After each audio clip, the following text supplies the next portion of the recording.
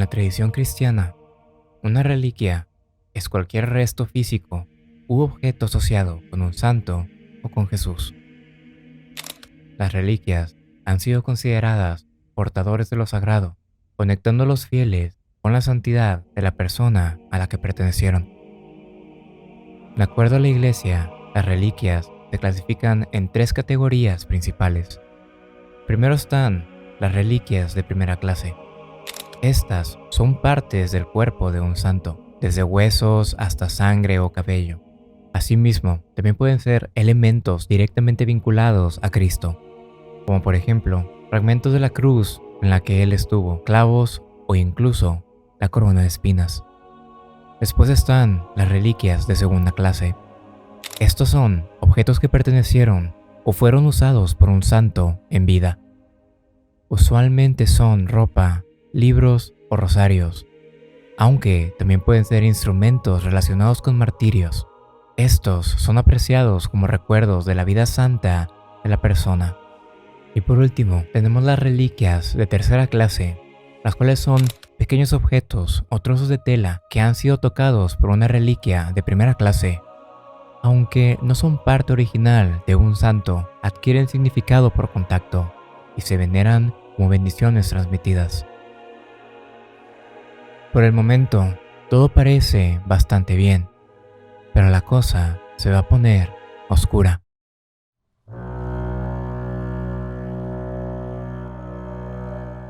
Cuando alguien te habla sobre reliquias sagradas, ¿qué es lo que te imaginas? ¿Qué harías si te dijera que hay objetos que por más que se enmarquen en oro o se guarden en catedrales majestuosas, nunca dejarán de ser perturbadoras? En este video hablaremos de reliquias que no inspiran devoción, sino miedo.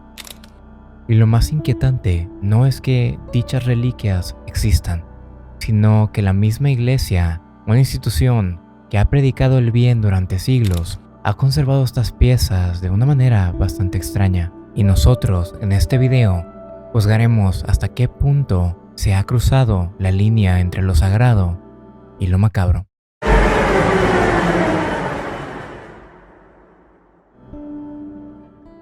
Yo soy Pato, de Patos Potions, y sean bienvenidos a este nuevo video. Comencemos.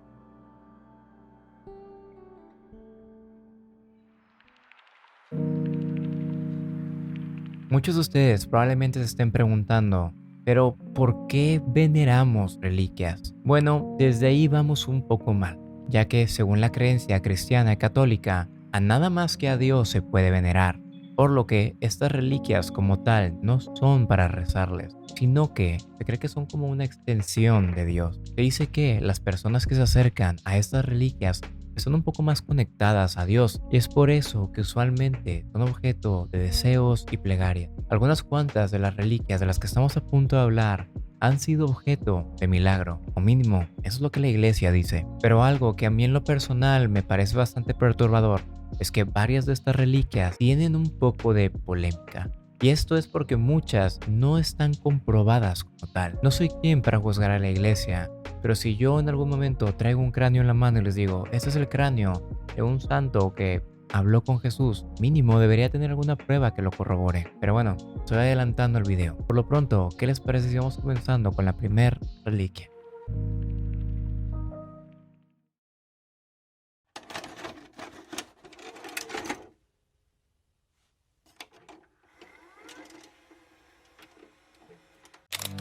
Dentro de una vitrina de cristal, rodeada por oro, descansa una mandíbula humana. Esta aún conserva varios dientes, pero como tal no es un cráneo completo, solo el fragmento inferior del rostro de un hombre santo. Esta es la mandíbula de San Antonio de Padua, una de las reliquias más peculiares y perturbadoras del cristianismo. San Antonio fue un fraile franciscano portugués del siglo XIII. Él era famoso por algunas cuantas razones, por ejemplo, su conocimiento de las escrituras, o que dedicó su vida a los pobres y marginados. Pero, si hay algo por lo que se le conoce más, es por sus sermones y la forma en la que él hablaba. De hecho, hay una ilustración muy interesante en la que se ve hablando con peces en un río. Para mí, esto es un guiño a que, una vez más, la forma en la que él hablaba era única. Lamentablemente, murió joven, a los 36 años. Décadas más tarde, cuando su cuerpo fue exhumado en 1263, los franciscanos hicieron un hallazgo inesperado. El cuerpo, como es normal, se había descompuesto, a excepción de su mandíbula inferior. Esta estaba absolutamente intacta. Pero no solo el hueso, sino también el tejido, algunas partes de su encía y varios dientes estaban perfectamente conservados, como si hubieran pertenecido a alguien que acababa de morir. Es por eso que la mandíbula fue separada del resto de su cuerpo y colocada en un relicario especial. Desde entonces ha sido venerada por fieles que creen que esta parte del santo fue preservada milagrosamente por su papel como predicador, ya que, después de todo, era la parte de su cuerpo que más usaba la palabra sagrada de Dios. Actualmente, la reliquia se exhibe en la Capilla del Tesoro de la Basílica de San Antonio, en Padua, Italia. En esta se permite ver claramente los dientes, algunos lucen tan blancos y firmes que parecieran ser de alguien que está vivo. Pero ¿es esta verdaderamente la mandíbula de San Antonio? Todo apunta a que sí. La exhumación fue documentada por testigos de la época, incluyendo a San Buenaventura, uno de los grandes teólogos de la Iglesia. No hay otras reliquias competidoras de la mandíbula, ni controversia sobre su procedencia. Lo más extraño de ella es cómo mantuvo su estado, no solo en esos momentos, sino en la actualidad, a más de 8 siglos después. Sin duda, una de las reliquias más extrañas que he visto.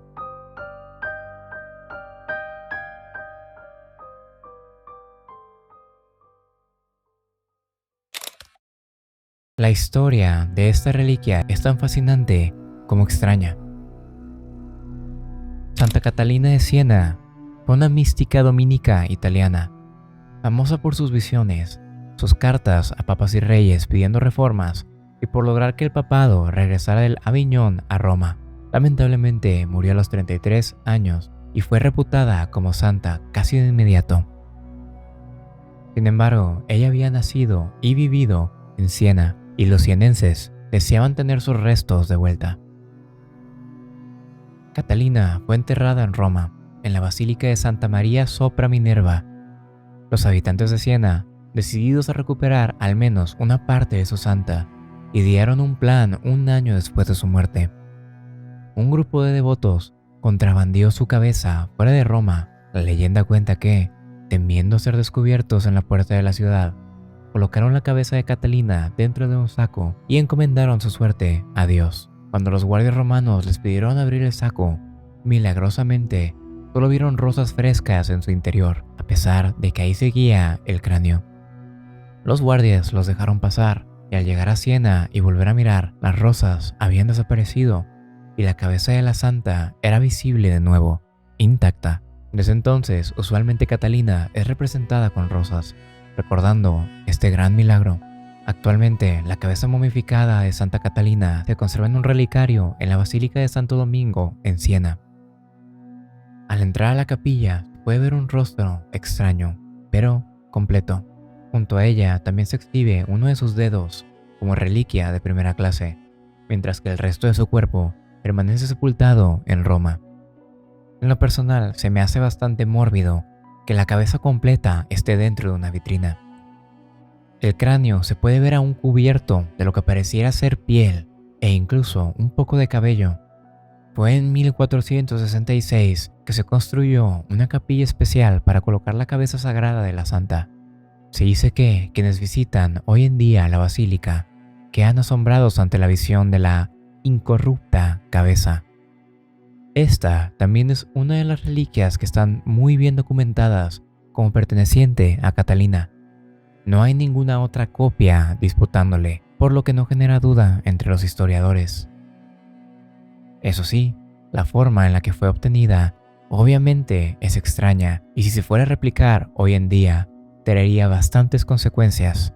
Aunque para algunos puede resultar un poco macabro que la cabeza de una santa repose en un lugar que no es su cuerpo, en las creencias católicas se cree que en la resurrección final de Dios, Él restaurará incluso estos cuerpos fragmentados. ¿Será esta una razón suficiente para poner a exhibición partes del cuerpo de un difunto? Ustedes díganmelo.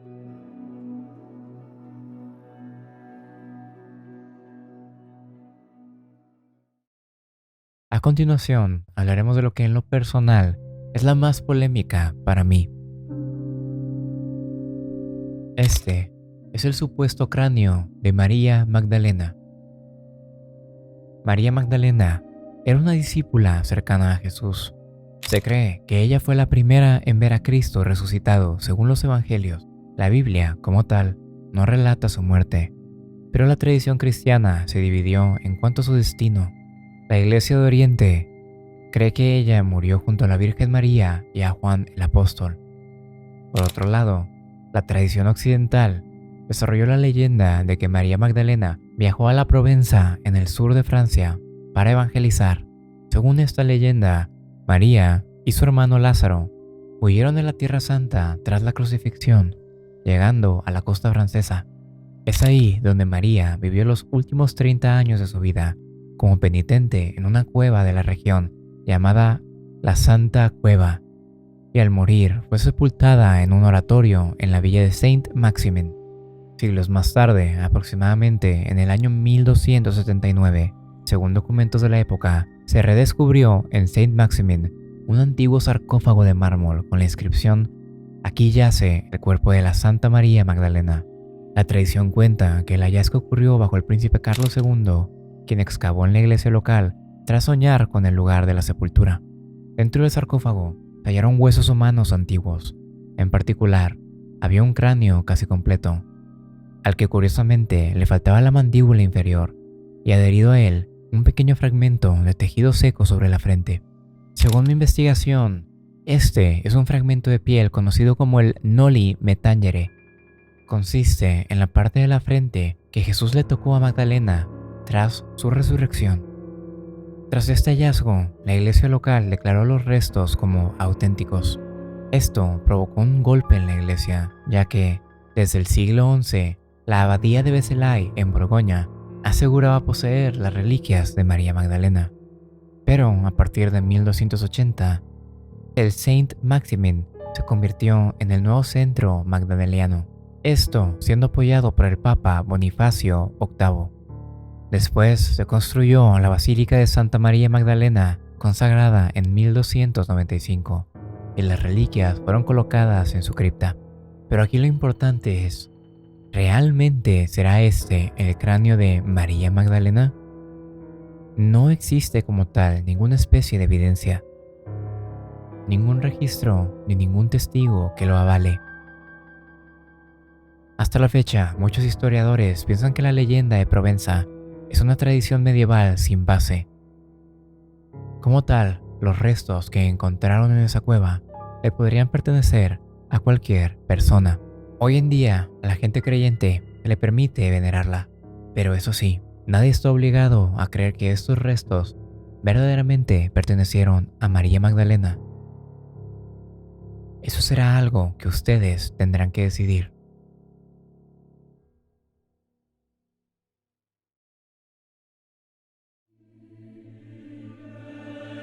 Si existe un objeto que esté cargado de oscuridad, sin duda, estas serían las monedas de Judas.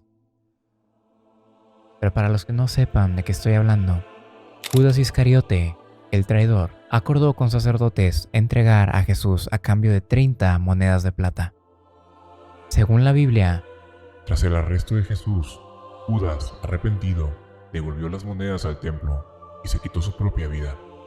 Los sacerdotes, considerando ese dinero impuro, usaron las monedas para comprar un campo en donde enterrar extranjeros, el cual fue llamado el campo de sangre. Así es, estamos hablando de esas mismas 30 monedas que Judas recibió tras traicionar a Jesús. Pero hablar de ellas es complicado, ya que a partir de ahí El rastro de las monedas se pierde, y como tal, estas no son reliquias, sino todo lo contrario. Podría decirse que son objetos malditos. En la Edad Media se llegaron a exhibir monedas antiguas diciendo que eran de las que Judas tuvo en sus manos. Estas monedas probablemente eran denarios o shekels de la época, aunque es imposible probar que fueran exactamente las del traidor. El simbolismo fue suficiente para integrarlas en relicarios. Estos son algunos cuantos lugares que dicen tener algunas de las monedas de Judas Iscariote. La Catedral de San Lorenzo en Génova conserva 3 monedas. La Basílica de San Juan de Letrán en Roma conserva una. La Catedral de Oviedo en España conserva una. La Catedral de Valencia en España conserva una. La Catedral de Toledo en España recibió una en 1788. La Catedral de Notre Dame en Francia afirma tener algunas, pero nunca confirmó cuántas. Sorprendentemente, la Catedral de Zacatecas en México dice poseer 7 de las monedas de Judas, y algunos otros cuantos países que afirman tener una son Alemania, Brasil, Colombia, Perú, Portugal y Venezuela. Si sumamos todas las supuestas monedas de Judas distribuidas en iglesias, exceden por bastante las supuestas 30 originales. De hecho, alguien en algún momento comentó: si juntásemos todas las monedas de Judas dispersas por el mundo, Judas probablemente se pudo haber comprado un reino. Esto hace que su autenticidad sea difícil de comprobar. Es prácticamente imposible recuperar las monedas del campo de sangre. Lo más probable es que éstas estén perdidas para siempre. Al las monedas no ser una reliquia como tal, no creo que sea muy importante su autenticidad, sino el mensaje que radica en ellas. Aunque algo que sí creo es que mínimo una de las múltiples que se reportan tener tiene que ser real, pero no sé, ¿ustedes qué piensan?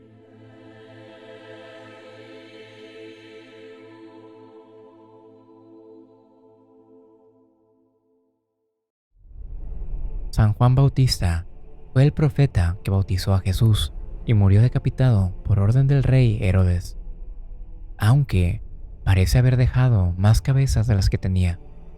Esto puede sonar un poco extraño, pero históricamente varios lugares afirman tener la cabeza de San Juan y la veneran como una reliquia de primera clase.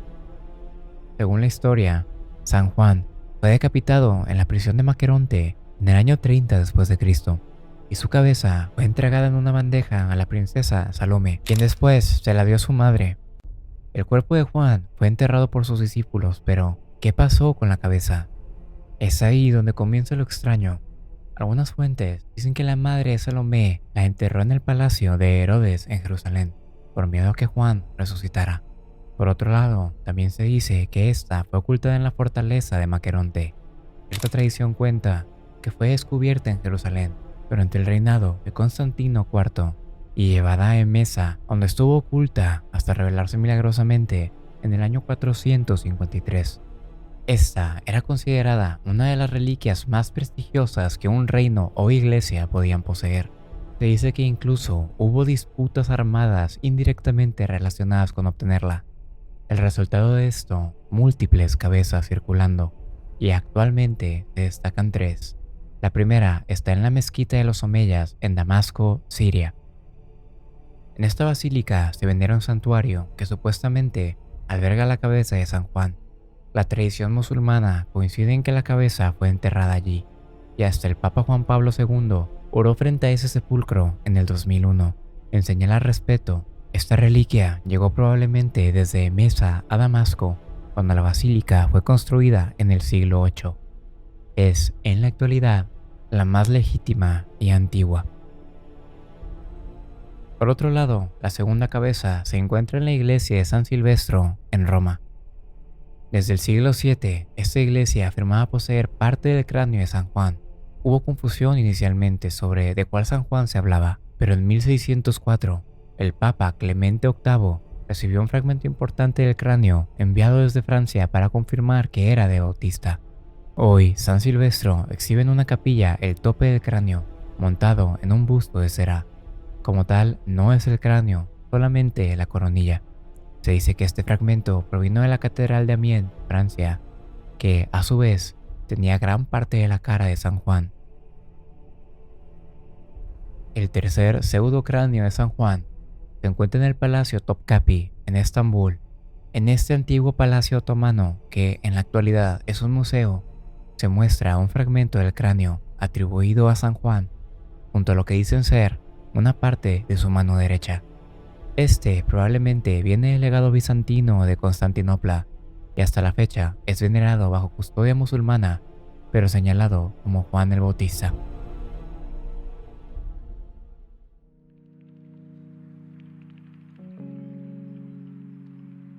En el video del día de hoy hemos hablado de 5 reliquias que nos demuestran lo oscura que puede ser la iglesia.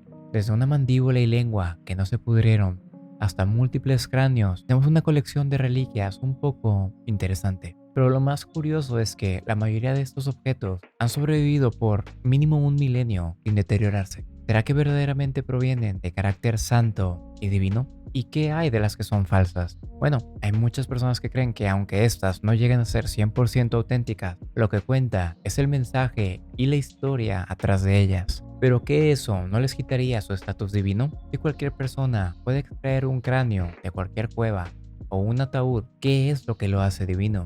¿Qué es lo que lo hace una reliquia capaz de conceder milagros? Yo creo que eso es algo que nosotros mismos tendremos que decidir.